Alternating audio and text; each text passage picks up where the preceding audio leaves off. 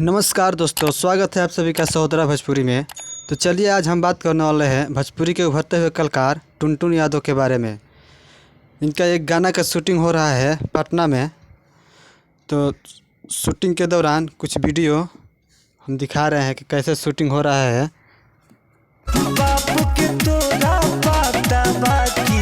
ये देखिए, काटा लेकर टुनटुन यादव अपने गाना के शूटिंग कर रहे हैं और इनके आगे पीछे कितने बॉडीगार्ड खड़े हैं आप देख सकते हैं। इस वीडियो में को दिखाई दे रहा होगा।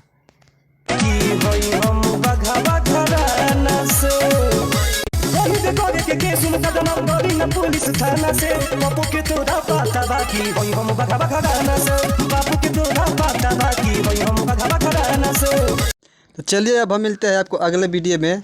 तब तक के लिए थैंक यू सो मच हमारे वीडियो देखने के लिए।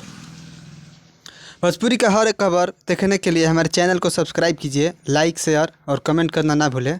जय हिंद, जय भोजपुरी।